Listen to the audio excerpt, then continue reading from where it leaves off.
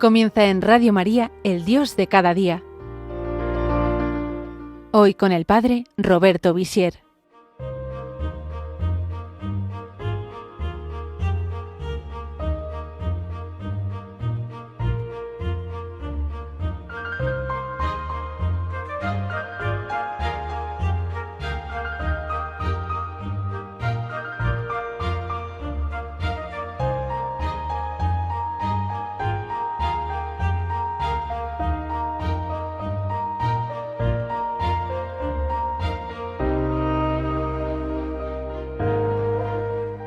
Queridos amigos y amigas de Radio María y por tanto amigos de Jesús y de María, hermanos en la fe.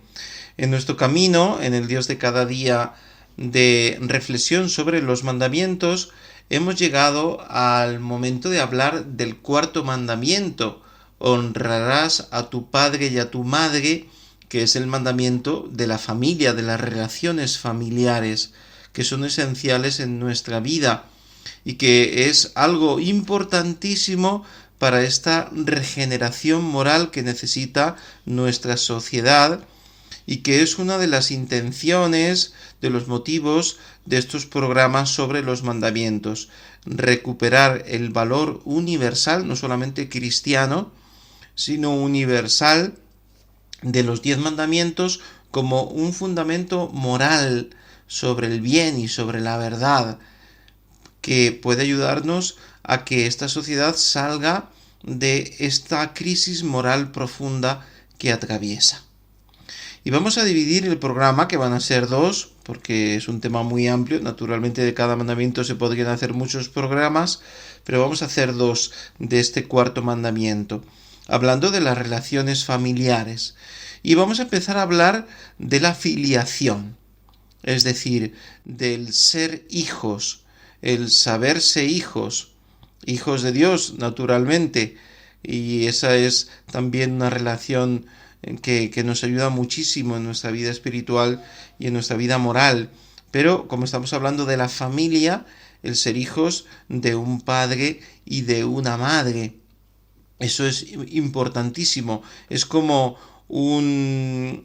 nivel cronológico que vamos a seguir, es decir, empezamos por el hijo, que es lo primero que vivimos en nuestra vida personal, lo primero que nos sentimos es hijos, ¿no?, de un padre y de una madre. Luego nos sentimos hermanos, y hablaremos a continuación de la fraternidad, y luego pues los que forman una familia se convierten en padre y madre, ¿no? Empiezan a engendrar hijos, a colaborar con Dios en el don de la vida. Entonces empezamos a hablar de la filiación. Es importantísimo para todo ser humano sentirse cuidado, amado, guiado. Es decir, todo niño que nace tiene que tener un padre y una madre que los cuide y que les satisfaga esas necesidades materiales que todos tenemos, ¿no? Que tenga una casa, que tenga unos vestidos, un calor, una defensa contra el frío o contra el calor cuando es excesivo, naturalmente, y que tenga una alimentación, que tenga una higiene. Es decir, necesitamos que cuidar ese cuerpecito que acaba de nacer, y es impresionante cómo el ser humano es en el nacimiento tan sumamente frágil, más frágil que la mayoría de todos los animales, si no de todos no lo sé. Entonces necesitamos sentirnos cuidados, pero sobre todo necesitamos sentirnos amados. Naturalmente, unos padres que aman a sus hijos satisfacen sus necesidades materiales, esos cuidados de los que hemos hablado, pero no solamente eso, necesitan sentirse amados, ese afecto que se comunica tan fuertemente a través de la madre, que tiene esa ternura especial hacia los hijos, que los besa, que los abraza, que los acaricia continuamente, y también del padre, y al que se suman pues los afectos de los abuelos o de otras personas cercanas, de otros hermanos más mayores, pero el niño necesita sentirse amado. De modo que una de las causas más grandes de los traumas que viven muchas personas de nuestra sociedad es el hecho de que no han recibido suficiente afecto durante la infancia, o porque no han crecido cerca de sus padres, o porque sus padres estaban muy ausentes en el trabajo, o porque sus padres tenían muchos problemas que hacían que no dieran la atención adecuada de cuidado material, pero a veces el cuidado material sí, o a través de otras personas el cuidado material, como en las guarderías o en otros modos, a través de otros parientes, pero estos niños no han sentido el afecto de su padre o de su madre, o de uno de los dos. Le ha faltado el padre y le ha faltado la madre, porque es muy importante recordar que todos necesitamos un padre y una madre. Y cuando falta uno de los dos, porque por desgracia uno ha muerto, y por desgracia tantas veces hoy en día por separaciones, que son una injusticia muy grande, hacia los hijos también, ¿no? Porque no solamente porque rompen la unión de una pareja, de un matrimonio, de una familia, sino porque los hijos necesitan la figura paterna y la figura materna, necesitan los dos para sentirse amados, y también hemos dicho para sentirse guiados. He usado esta palabra guía, pero nos referimos a la educación, nos referimos al deber gravísimo de los padres de educar a los hijos, de los padres cristianos, de educarlos también en la fe, pero de todo padre o madre de cualquier cultura y de cualquier lugar y raza y condición, de educar a los hijos en el bien, de enseñarles a vivir. Y enseñarles a vivir no es simplemente enseñarles a atarse los zapatos o a lavarse la cara y los dientes o mandarlos a la escuela, sino significa recibir en el hogar, es decir, en ese recinto maravilloso que es la casa, ¿no?, donde viven los padres y los hijos, recibir ese afecto y también esa iluminación de la mente, esa guía, ¿no?, sobre lo que está bien y lo que está mal, y que haya ese deseo de educar, que es algo de lo que hoy hace mucha falta, porque parece ser como una especie de pecado de omisión frecuente, el hecho de que los padres muchas veces no enseñan cosas malas, otras veces por desgracia sí, pero tampoco enseñan cosas buenas, dejan a sus hijos a merced de la sociedad, o delegan la educación de los hijos en la escuela solamente, o también en la parroquia, lo cual está bien, pero tampoco la parroquia puede sustituir a los padres. Los padres tienen que guiar, tienen que educar, con ese equilibrio difícil que es no caer en el rigor, pero tampoco caer en la dejadez, en no dar ningún tipo de normas, en la permisividad, en mimar, como decimos, a los hijos de tal manera que su voluntad no es educada en el bien.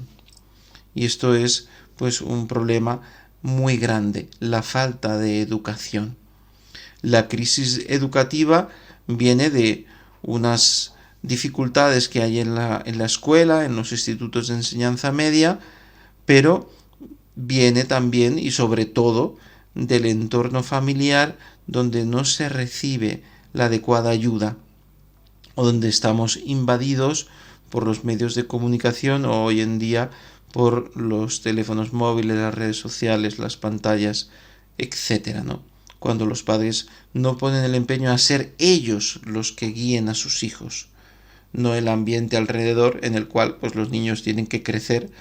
porque no pueden estar en una burbuja, tienen que estar pues en la sociedad en la que viven, pero donde tienen que ser guiados para que sepan discernir, para que tengan también esa visión crítica, esa capacidad crítica para distinguir lo que les hace bien y lo que les hace mal. Y ahí entra pues una virtud muy importante para los niños, para los adolescentes y para los jóvenes mientras están bajo la autoridad de sus padres, que es la obediencia, ¿no? Obedecer a los padres. Es verdad que a veces los padres se pueden equivocar o que incluso a veces pueden cometer errores graves y sabemos que no debemos obedecer lo que es intrínsecamente desordenado, que yo no puedo hacer un pecado porque me lo manda la autoridad legítima, la que sea, una autoridad civil, militar o la autoridad de mis padres. No puedo hacer lo que sé que es malo, lo que es un pecado. Pero muchas veces pues los padres pueden ser mejores educadores o peores educadores, pero buscan el bien de sus hijos con errores que todos podemos tener, pero los hijos tienen que obedecer a los padres, se tienen que dejar guiar. Porque otro de los males grandísimos de nuestro tiempo es la pérdida de autoridad de los padres hacia los hijos. Es decir, o que los mismos padres no se sienten con la autoridad o no ejercen esa autoridad hacia los hijos para guiarlos y ayudarlos,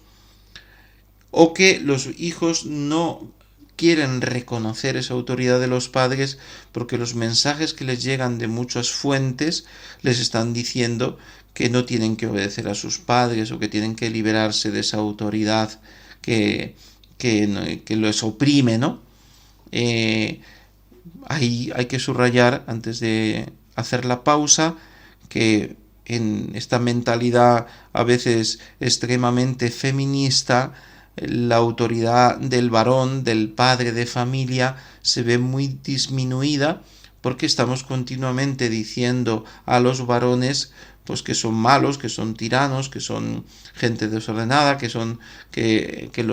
las únicas buenas son las mujeres, y entonces estamos creando hombres muy cohibidos, que no se sienten con autoridad de hablar y de expresarse y de decir y de tener un papel en la familia,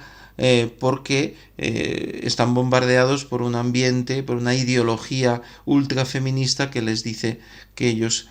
tienen que echarse a un lado y dejar sitio a la mujer para que la mujer haga todo y decida todo. Esto naturalmente en los casos más extremos a los que nos lleva a veces pues la ideología. Bueno, pues hacemos una pausa y hablaremos a continuación de la fraternidad.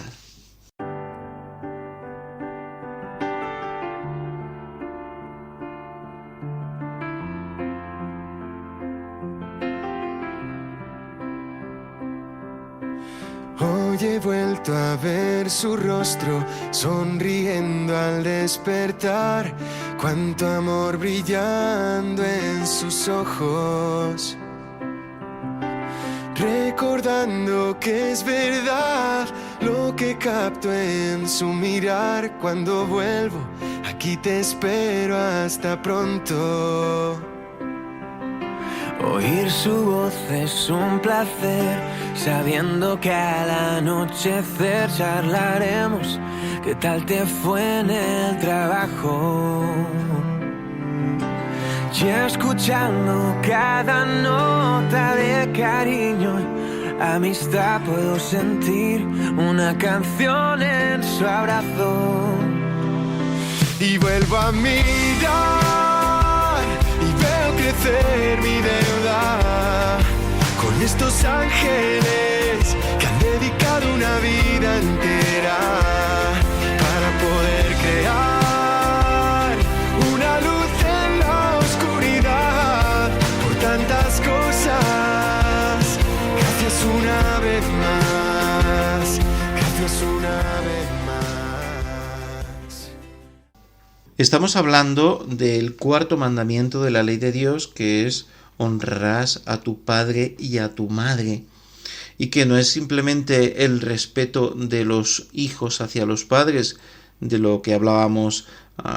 antes de la pausa, de esa obediencia y respeto hacia los padres, que es esencial y que dice el mandamiento explícitamente, sino que se trata de toda una red de relaciones en el seno de la familia, sobre todo de los hijos hacia los padres y de los padres hacia los hijos, pero que se amplía también a otros miembros de la familia que pueden contribuir a esa cohesión familiar, a esa comunidad de vida maravillosa que es la familia. Y entonces decíamos que cronológicamente, siguiendo un camino cronológico, lo primero que vivimos en nuestra vida es el amor de nuestros padres, el afecto de nuestros padres, la autoridad que ellos ejercen sobre nosotros, cómo nos guían, cómo nos ayudan, cómo nos enseñan, cómo nos aman, cómo nos dan todo el afecto, el apoyo y nos dan todo lo que necesitamos para vivir, lo cual requiere de nosotros también, de cada hijo, en todas las edades, cada uno en su edad y en su capacidad, de un gran sentimiento de agradecimiento, de un reconocimiento muy grande hacia los padres que nos han dado tanto o que nos están dando tanto, ¿no? A los que todavía están viviendo con sus padres. Pero otra relación muy importante en el seno familiar es la relación fraterna, es decir, la relación entre los hermanos. Crecer con otros como yo. Y aquí también tenemos la dificultad del problema demográfico, del hecho de que muchas personas crecen solos porque sus padres han querido tener solo un hijo. O a lo mejor ni siquiera querían tener un hijo, pero llegó y bueno, y lo aceptaron. Pero muchos que crecen solos. Bueno, pues si ha sucedido así porque ha tenido que suceder así, pues ¿qué le vamos a hacer? Pero creo que es importante recordar que es una riqueza enorme la familia numerosa. Luego el número de hijos, no lo vamos a decir, este es el número ideal o el otro, bueno, pero que varios hermanos crezcan juntos es importantísimo, porque es la escuela de la vida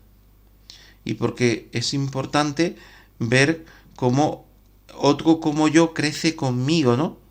Y donde hay una emulación del hermano mayor y donde hay pues un aprender a convivir con el otro, con todo lo que eso es de exigente, es decir, de soportar con paciencia al otro, de discusiones y peleas que hay que resolver, del compartir las cosas, a veces los vestidos que se quedan pequeños para el que va creciendo y los recibe el que viene detrás, de los juegos, de los juguetes, del cuidado de la casa, del ir colaborando en la medida que van creciendo esos niños en labores de la casa, el más grande que cuida del pequeño o que le ayuda a hacer los deberes de la escuela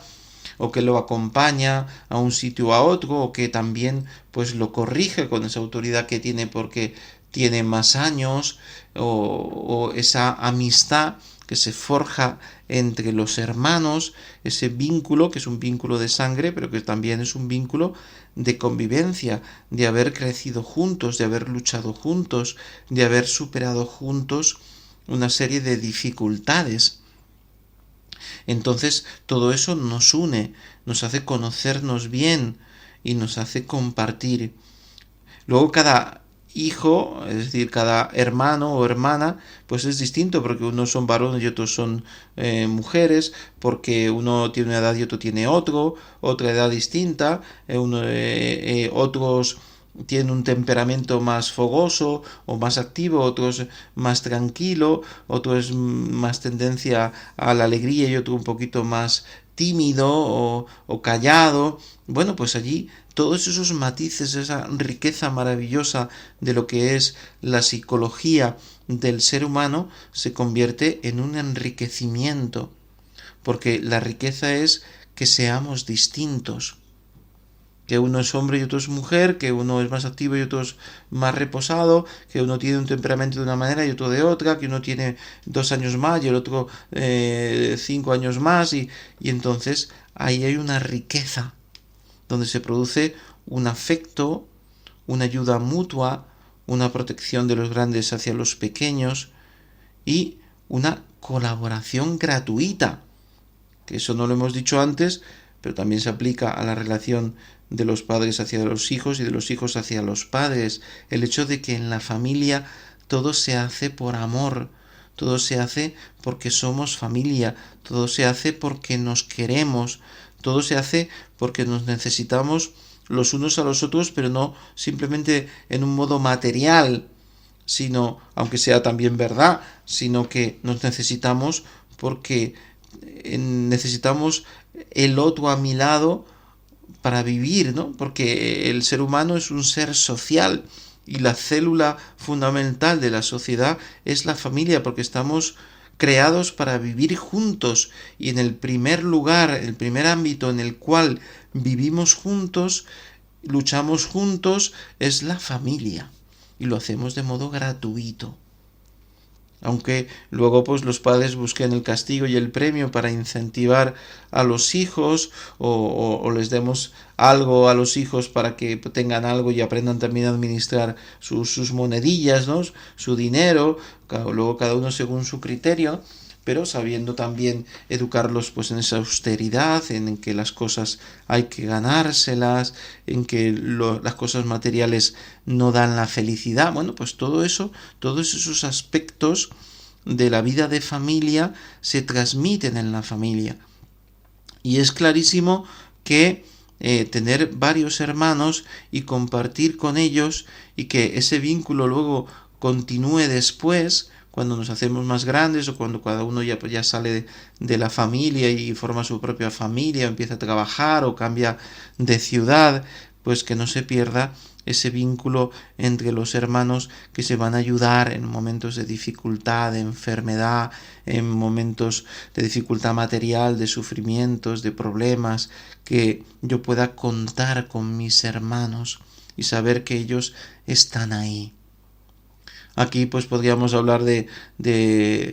tantos aspectos negativos que se dan en las familias, de hermanos que no se hablan, o que viven distanciados, o que discuten por la herencia, o que se crean conflictos, y es triste, ¿no? Cuando precisamente de esa comunión en la familia, de esa buena relación de los hijos hacia los padres y de los hermanos entre sí, pues se forman las personalidades maduras, capaces de superar las dificultades de la vida, del que sabe que no está solo, del que sabe que sus primeros amigos son sus hermanos y que puede contar con ellos, y que con ellos ha aprendido a compartir, a ceder el puesto al otro, a discutir un problema y resolverlo, a perdonar. Es decir, todo este abanico de relaciones que luego nos van a servir en la vida, ¿no? De virtudes, de actitudes que se desarrollan en la familia. Bueno, pues el próximo programa continuaremos ampliando este tema tan importante de las relaciones familiares, que tienen que ver con el cuarto mandamiento de la ley de Dios. Hasta pronto.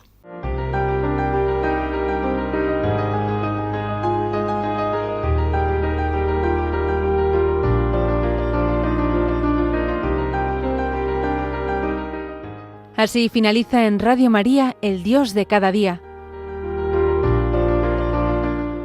Hoy con el Padre Roberto Visier.